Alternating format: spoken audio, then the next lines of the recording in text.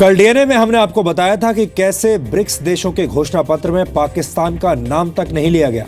हमने आपको यह भी बताया था कि पाकिस्तान को बचाकर रूस और चीन एक ऐतिहासिक गलती कर रहे हैं और आज हमारे पास अपनी बात को साबित करने के लिए पुख्ता सबूत भी आ चुके हैं। आज हम आपको बताएंगे कि कैसे पाकिस्तान को आतंकवादी देश घोषित करने में हो रही देरी का नुकसान पूरी दुनिया को उठाना पड़ेगा, क्योंकि इसी देरी का फायदा उठाकर अब पाकिस्तान दुनिया के सबसे खतरनाक आतंकवादी संगठन आईएसआईएस का नया बेस बनने वाला है। पाकिस्तान में आईएसआईएस के स्वागत के लिए किस तरह रेड कार्पेट बिछाए जा रहे हैं, ये हम आपको बताएंगे, लेकिन पहले हम आपको इराक के दूसरे सबसे बड़े शहर मोसुल लेकर चलेंगे। मोसुल शहर पर वर्ष 2014 से आईएसआईएस का कब्जा है और अब मोसुल को आजाद कराने के लिए सबसे बड़े युद्ध की शुरुआत हो चुकी है। जिस शहर की जमीन पर आईएसआईएस के खिलाफ अब तक का सबसे बड़ा युद्ध लड़ा जा रहा है, उसे इराक में आईएसआईएस का सबसे मजबूत गढ़ माना जाता है और जी मीडिया की टीम ग्राउंड जीरो पर इस वक्त मौजूद है। और आज हमने आईएसआईएस के कब्जे वाले मोसुल से एक on the spot DNA test किया है। आईएसआईएस की तरफ से हो रही गोलाबारी और सुसाइड बॉम्बिंग के बीच से जी मीडिया के संवाददाता डेनियल पगानी ने आईएसआईएस के खिलाफ सबसे बड़े युद्ध की रिपोर्टिंग आपके लिए की है। आईएसआईएस के खिलाफ युद्ध लड़ने के लिए इराक की सेना कई दूसरे समूह के लोगों के साथ एक गठबंधन बनाकर लड़ रही है। इस गठबंधन की सेनाएं अभी मोसुल से करीब 30 किलोमीटर दूर बारतल्ला शहर में मौजूद हैं। बारतल्ला के 2 गांवों को गठबंधन सेनाओं ने आईएसआईएस के कब्जे से आजाद करा लिया है, लेकिन अभी भी दोनों तरफ से भारी गोलीबारी हो रही है। गठबंधन सेनाएं आईएसआईएस के आतंकवादियों को 3 दिशाओं से घेरने की तैयारी कर रहे हैं। आईएसआईएस के खिलाफ इस युद्ध में इराक की सेनाएं कुर्दिस्तान के पेशमर्गा सैनिक, यजीदी, ईसाई, सुन्नी और तुर्कमेनिस्तान के फाइटर शामिल हैं। इराक में आईएसआईएस के खिलाफ इस आखिरी लड़ाई में कुल मिलाकर 1 लाख सैनिक हिस्सा ले रहे हैं। अमेरिका हवाई हमलों और सर्विलांस के जरिए इन सैनिकों की मदद कर रहा है, लेकिन यह लड़ाई इतनी आसान नहीं है। अमेरिकी रक्षा मंत्रालय पेंटागन के मुताबिक मोसुल में आईएसआईएस के करीब 5000 आतंकवादी मौजूद हैं और इन आतंकवादियों के पास भारी मात्रा में हथियार और गोला बारूद भी है।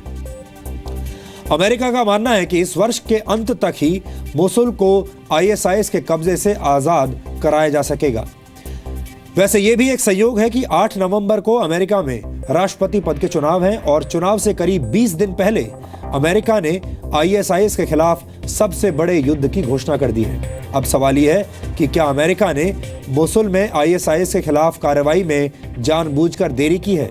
क्या आतंकवाद के खिलाफ हो रही लड़ाई से अमेरिकी चुनाव में फायदा उठाने की कोशिश की गई है?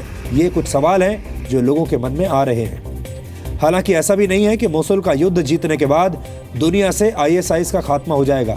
सच ये है कि पाकिस्तान जैसे देशों की मदद से आईएसआईएस ने अपना प्लान बी तैयार कर लिया है। जिस आतंकी संगठन आईएसआईएस के खिलाफ रूस और अमेरिका ने अपनी पूरी ताकत झोंक दी है और जिस आईएसआईएस ने दुनिया के कई देशों की अर्थव्यवस्था को चोट पहुंचाई है, वही आईएसआईएस अब बहुत जल्द चीन का पड़ोसी बन सकता है, क्योंकि पाकिस्तान की सेना ने आईएसआईएस को पाकिस्तान में कुछ दिन गुजारने का न्योता दे दिया है। एक नई अंतर्राष्ट्रीय रिपोर्ट में इस बात का खुलासा हुआ है कि पाकिस्तान की सेना के कई वर्तमान और रिटायर्ड ऑफिसर्स इन दिनों आईएसआईएस के आतंकवादियों को ट्रेनिंग दे रहे हैं। ये ट्रेनिंग पश्चिमी एशिया के अलग अलग देशों में दी जा रही है। अब आप सोच रहे होंगे कि पाकिस्तान की सेना इतना दूर जाकर इन आतंकवादियों को ट्रेनिंग क्यों दे रही है? तो हम आपको बता दें कि पाकिस्तानी सेना का यह ट्रेनिंग प्रोग्राम उसकी एक लंबी योजना का हिस्सा है। अंतर्राष्ट्रीय आतंकवादियों को ट्रेनिंग देकर पाकिस्तान इन आतंकवादियों का कैंपस प्लेसमेंट करना चाहता है, यानी इनकी रिक्रूटमेंट करना चाहता है। ट्रेनिंग पूरी होने के बाद इन आतंकवादियों की नियुक्ति पाकिस्तान में ही होगी, यानी ये सभी आतंकवादी एक तरह से अपने हेड ऑफिस में काम करेंगे जो पाकिस्तान में होगा और इनका निशाना होगा भारत। रिपोर्ट में यह दावा भी किया गया है कि आईएसआईएस के 26 बड़े आतंकवादी सीरिया और इराक से भागने की फिराक में हैं और पाकिस्तान इन आतंकवादियों को जिहादी छुट्टियों का ऑफर दे चुका है, यानी ये पाकिस्तान आ सकते हैं। इन आतंकवादियों को अफगान बॉर्डर के रास्ते पाकिस्तान में लाने की कोशिशें चल रही हैं। लेकिन सबसे ज्यादा चिंता की बात यह है कि पाकिस्तानी सेना ने इन आतंकवादियों को शरण देने के बदले में इनके सामने एक शर्त रख दी है, और वो शर्त यह है कि इन आतंकवादियों को भारत के खिलाफ हमले करने होंगे। पूरी दुनिया ये बात जानती है कि इस्लामिक स्टेट एक ऐसा संगठन है जो दुनिया के किसी एक हिस्से तक सीमित नहीं है। ऐसे में अगर पाकिस्तानी सेना की ये कोशिश पूरी हो गई तो फिर रूस को उसी पाकिस्तान के खिलाफ लड़ना पड़ेगा जिसका जिक्र ब्रिक्स के घोषणा पत्र में नहीं किया गया, और चीन भी अपना व्यापार छोड़कर आतंकवाद से लड़ने पर मजबूर हो जाएगा। चीन को यह याद रखना चाहिए कि इस्लामिक राष्ट्र कायम करना पाकिस्तान का भी सपना है, और पाकिस्तान के सौजन्य से दक्षिण एशिया के बड़े इलाके पर ISIS जैसे आतंकवादी संगठन का कब्जा हो सकता है, ये संभव है। और इससे चीन को अपनी महत्वाकांक्षी योजनाएं रद्द करनी होंगी। उसे चाइना पाक इकोनॉमिक कॉरिडोर बनाने के सपने को भी भूल जाना होगा, और इसी के साथ उसका खुद का सुपर पावर बनने का सपना भी टूट जाएगा। हमने मोसुल में कमजोर हो रहे और पाकिस्तान में मजबूत हो रहे ISIS का एक ऑन द स्पॉट विश्लेषण किया है। इराक में युद्ध के मैदान से जी मीडिया की ये साहसिक रिपोर्टिंग आज आपको जरूर देखनी चाहिए।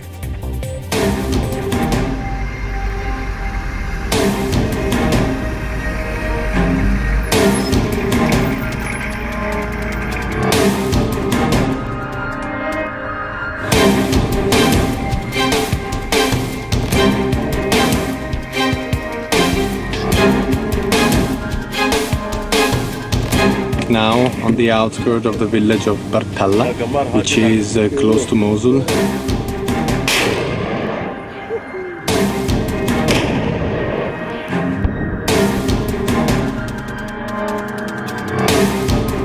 There is constant firing, mortars are reaching very close.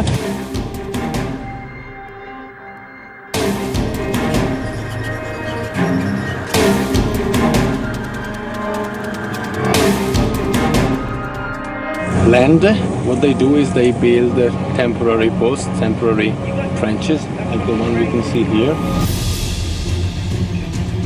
Iraq के मोसुल में आतंकवादी संगठन ISIS के पांव उखड़ रहे हैं, तो पाकिस्तान में ISIS के लीडर्स के लिए रेड कारपेट बिछाया जा रहा है। ISIS के आतंकवादी पाकिस्तान का हॉलिडे पैकेज क्यों ले रहे हैं, यह हम आपको आगे बताएंगे। लेकिन पहले आपके लिए यह जान लेना जरूरी है कि इराक में ISIS के खिलाफ निर्णायक जंग शुरू हो गई है।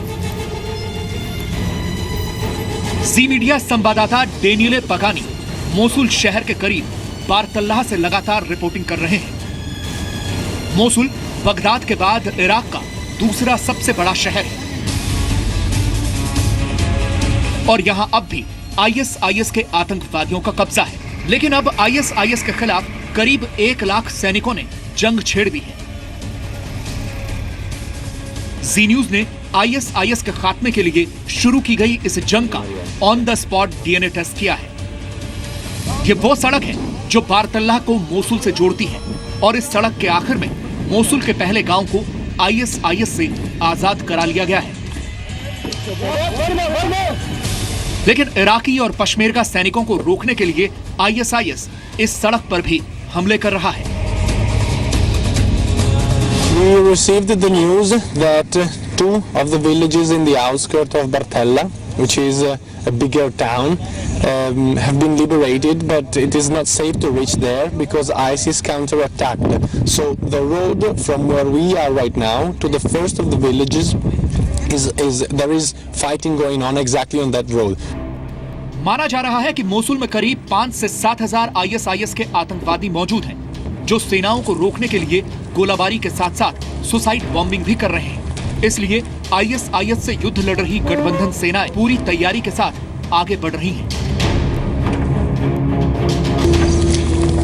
As soon as they advance and they conquer land, what they do is they build temporary posts, temporary trenches, like the one we can see here, in order to protect them, and this will be a firing position for heavy machine gun or probably mortars.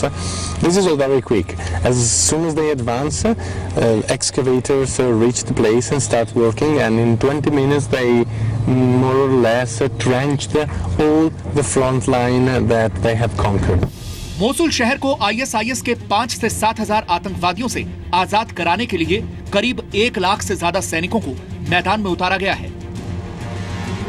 इनमें करीब 54,000 इराकी सैनिक, 40,000 Kurdish पश्मेरगा सैनिक, 14,000 paramilitary के जवान, 9,000 सुन्नी लड़ाके और 5,000 ईसाई, Yazidi और तुर्कमेनी सैनिक हिस्सा ले रहे हैं। अब टीवी पर पहली बार आप आईएसआईएस और गठबंधन सेनाओं के बीच चल रहे युद्ध की सीधी तस्वीरें फ्रंट लाइन से देखेंगे। We're moving forward with the car. Let's see what happens. Reaching the most advanced front line. So behind my shoulder there is Bartalla, the big village that the Peshmerga line will enter. But before that village, behind the hills, there is fighting. There is fighting going on right now. Mortars are coming and going back because ISIS has a strong presence in this very small village. Quickly going back, there is mortar firing. One just went there. The second one right there, and it means we're too close, and so we're going to go back and go back within the line. It's too risky. Mosul को आजाद कराने के लिए इराकी सेनाओं ने दक्षिण से हमला बोला है, जबकि पश्मेरगा सेनाएं उत्तर और पूर्वी दिशा से आगे बढ़ रही हैं। ये सेनाएं धीरे धीरे मोसुल की तरफ आगे बढ़ रही हैं और इस बीच एक एक कर कई शहरों और गांवों को आजाद कराया जा रहा है। अभी सेनाएं मोसुल से करीब 30 किलोमीटर की दूरी पर हैं। अमेरिका को उम्मीद है कि साल के अंत तक गठबंधन सेनाएं मोसुल को आजाद करा लेंगी।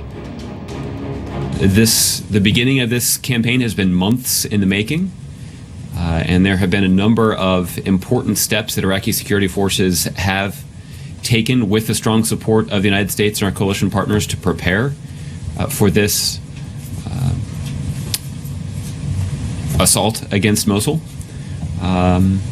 But this is obviously an important part of this broader effort to degrade and ultimately destroy ISIL.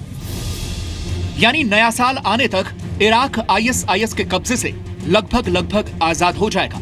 जमीन पर इराक की सेनाएं आईएसआईएस से लड़ रही हैं, तो इराकी कुर्दिस्तान इलाके के जवान, जिन्हें पश्मेरगा कहा जाता है, वो भी आईएसआईएस को चारों तरफ से घेर रहे हैं। इस ऑपरेशन में अमेरिका और दूसरे देश हवाई हमलों के जरिए मदद कर रहे हैं।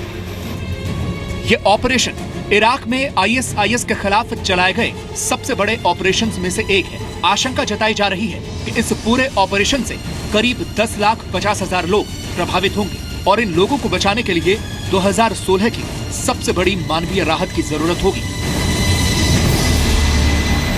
The offensive against the city of Mosul, the last stronghold of the Islamic State in Iraq, has officially started this morning. The Iraqi army will attack from the south, from the base of Gayyara, and from the north and from the east, the Peshmerga will attack. We have been to the front line this very morning, close to the city of Bartalla, which is on the eastern side of Mosul, roughly 30 kilometers from the Islamic stronghold in Iraq. Fighting is still going on, and the Peshmerga army is facing a fierce resistance. We have been witnessing mortars, heavy mortars attacks, and we had to leave the front line because it was too dangerous. इस साल के अंत तक भले ही Iraq को ISIS से मुक्ति मिल जाए, लेकिन दुनिया को आईएसआईएस से इतनी जल्दी आजादी नहीं मिल पाएगी, क्योंकि दुनिया में एक ऐसा देश भी है जो आईएसआईएस के आतंकवादियों को अपने यहाँ कुछ दिन गुजारने का ऑफर दे रहा है।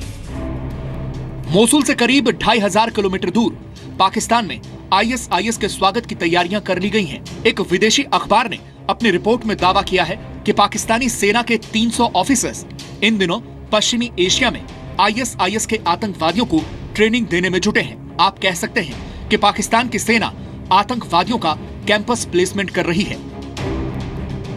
इतना ही नहीं, पाकिस्तान की सेना से रिटायर्ड हो चुके 2000 ऑफिसर्स पश्चिम एशियाई शहरों जैसे अम्मान, दोहा और अंकारा में जिहादी हॉलिडे मना रहे हैं और लगे हाथ आईएसआईएस के आतंकवादियों को ट्रेनिंग भी दे रहे हैं। ब्रिक्स के घोषणा पत्र में जिस आईएसआईएस और जबातुल नुसरा के खिलाफ कार्रवाई का संकल्प लिया गया है, उसी आईएसआईएस और जबातुल नुसरा को पाकिस्तान मजबूत बना रहा है। हाल ही में आईएसआईएस ने जितने भी लोन वोल्फ अटैक किए हैं, उनमें कहीं न कहीं पाकिस्तान का कनेक्शन पाया गया है। इन आतंकवादी संगठनों को लग रहा है कि अगर अमेरिका में डोनाल्ड ट्रंप की सरकार आएगी तो अमेरिका इनका सर्वनाश कर देगा। इसलिए पाकिस्तानी सेना की मदद से आईएसआईएस के बड़े लीडर्स ने पाकिस्तान में कुछ दिन गुजारने का प्लान बना लिया है।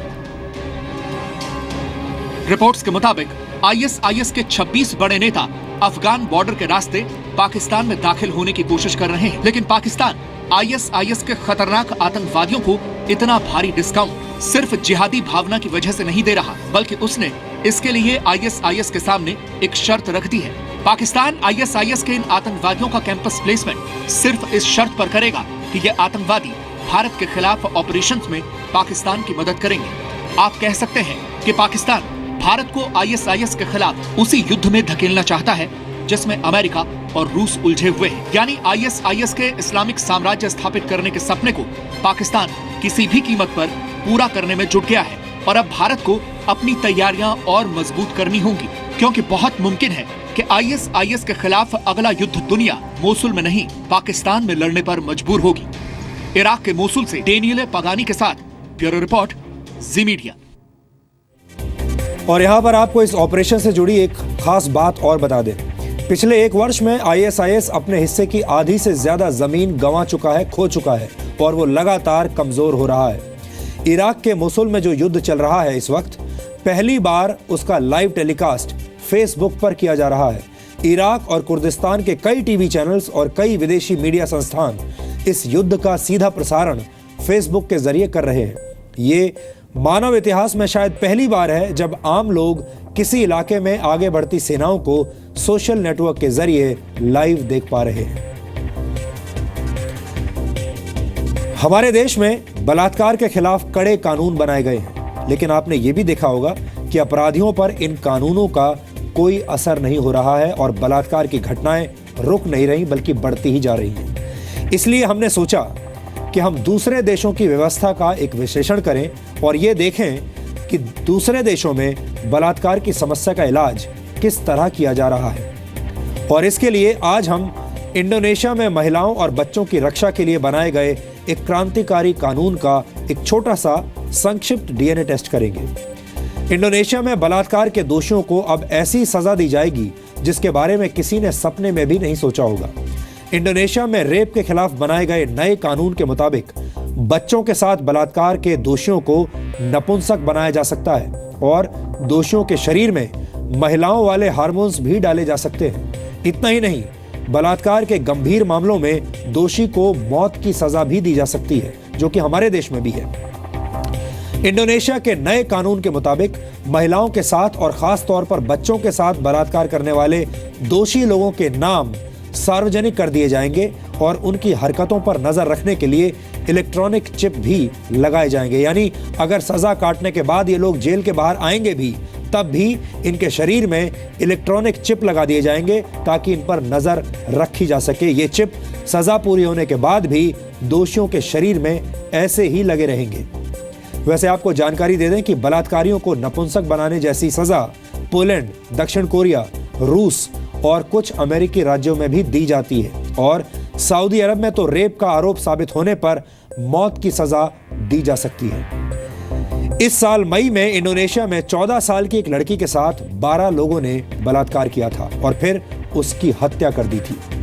इसके बाद पूरे इंडोनेशिया में विरोध प्रदर्शन हुए और सरकार को रेप की सजा से जुड़े नए और सख्त कानून बनाने पड़े।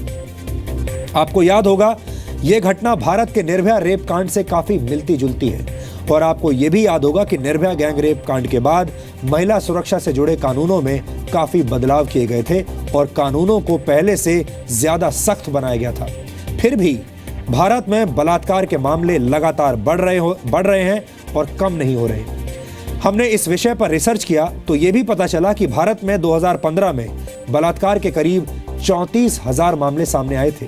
इन आंकड़ों के मुताबिक भारत में हर रोज करीब 95 महिलाओं के साथ रेप होता है, यानी हर 15 मिनट में भारत में कोई ना कोई महिला बलात्कार की शिकार होती है। हमें लगता है कि बलात्कार के गंभीर मामलों के लिए भारत में भी और सख्त कानूनों की जरूरत है ताकि बलात्कार के दोषी को सजा पूरी होने के बाद भी ये याद रहे कि उसने कितनी बड़ी गलती की थी। और इसीलिए अब हम बाकी देशों की स्टडी कर रहे हैं।